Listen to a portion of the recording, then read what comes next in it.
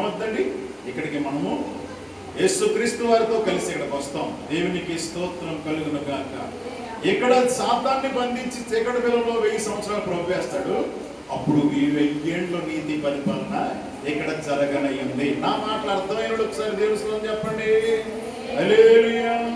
మీకు ఇంకా బాగా అర్థం అవ్వాలి. మళ్ళీ చెప్తున్నాను చూడండి. యేసు ప్రభు వారు ఈ లోకంలోకి వచ్చి ఆయన జీవించి ఆయన రాజ్యాన్ని స్థాపించి రాజుగా ప్రతిష్ఠించబడి చనిపోయి తిరిగి లేచి వెళ్ళిపోయారు. ఇప్పుడు ఎవరైతే యేసుక్రీస్తు వారి రక్తంలో కడగబడతారో వాళ్ళందరూ ఆయన రాజ్య సంబంధులుగా మార్చబడతారు. ఆయన వెళ్ళిపోయాడు, రాజ్య పరిపాలన చేయడానికి రాబోతున్నాడు. ఇక్కడ మనం ఇక్కడ విడిచిపెట్టిన వాళ్ళకి ఆయన రాజ్యాన్ని కట్టేటువంటి బాధ్యత భారము మన మీద పెట్టాడు. ఈ రాజ్యాన్ని భారాన్ని ఎవరికి విస్తరింప చేయాలి? నువ్వు రాజ్య సంబంధిగా మారిన నీవు రాజ్య సంబంధులను ఏం చేయాలి? సంపాదించాలి. ఈ లోకంలో అనేక మందిని దేవుని కొరకై మనం సిద్ధపరచాలి. ఇప్పుడు ఆయన మధ్యాకాశానికి అక్కడ రాగానే 7 ఏళ్ళ విందు అక్కడ జరుగుతుంది. మనం సంఘాన్ని సిద్ధపరిచి సంపాదించినటువంటి మనం కూడా అక్కడికి వెళ్ళిపోతాం. 7 ఏళ్ళు విందులో ఉన్నాం. 7 ఏళ్ళ విందు అయిపోయిన వెంటనే కిందకి దిగి వస్తాం. కిందకి దిగి రాగానే యేసు ప్రభు వారు సాతాన్ని బంధించి చీకటి బిలంలో పెడతాడు. 1000 ఏండ్ల నీతి పరిపాలన భూమి మీద జరుగుతుంది. అర్థమైందా? ఎన్ని సంవత్సరాలు జరుగుతుందండి? ఈ 1000 ఏండ్లు ఎక్కడ ఉంటాడు? సాతాను గడు చీకటి బిలంలో ఉంటాడు. ఈ 1000 ఏండ్లు ఎవరు పరిపాలిస్తారు? 5 సంవత్సరాలు కాదు, 10 సంవత్సరాలు కాదు. మన మోడీ గారు ఇప్పటికి ఎన్ని సంవత్సరాలు అండి? 10 సంవత్సరాలు పూర్తి చేసుకుని మళ్ళీ 3వ తరగతి పరిపాలిస్తున్నారు. ఎవరా? ప్రధానమంత్రి గారు కదా. 3వసారి పరిపాలిస్తున్నారు. కంటిన్యూస్గా ఆగలేదు ఆయన కదా.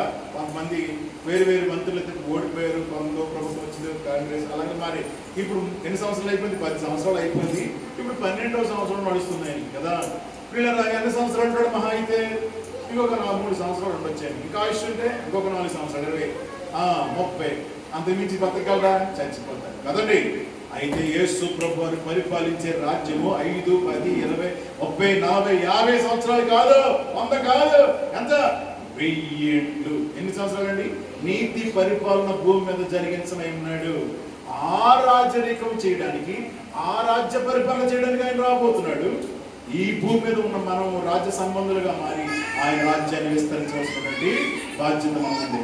ఆయన రాజుగా ఉన్నప్పుడు ఆయన సాత్వికముతోనూ దీన మనసుతోనూ గాడిద పిల్లలు ఎక్కి ఏం చేశారండి? ఆయన దీనత్వాన్ని ఆయన చూపించారు.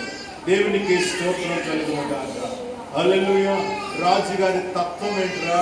ఆయన విధానం ఏంటంటే సాత్వికము, దీనత్వం. మనము కూడా సహించిన వారమైతే ఆయనతో కూడా ఏం చేస్తాం? ఏలుబడి చేస్తాం.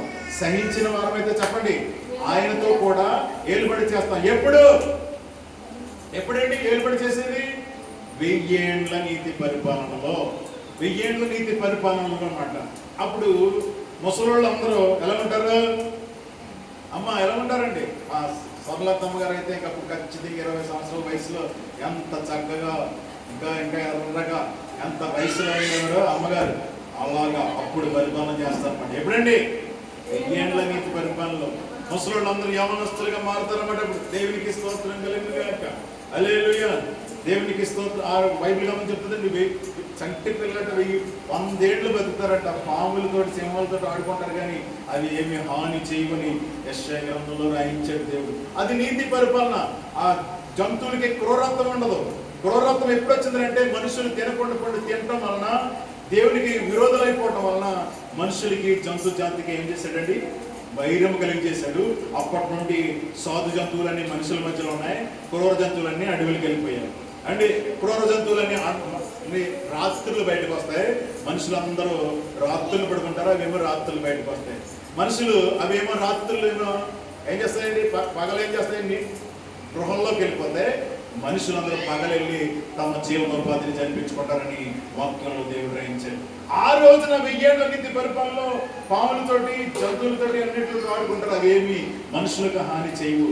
అది నీతి పరిపాలన. చెప్పండి, ఆ నీతి పరిపాలనలో మనం కూడా ఉండాలంటే అలాంటి సాత్వికము, దీన మనస్సును, దీన వస్త్రమును మనం ఏం చేయాలి?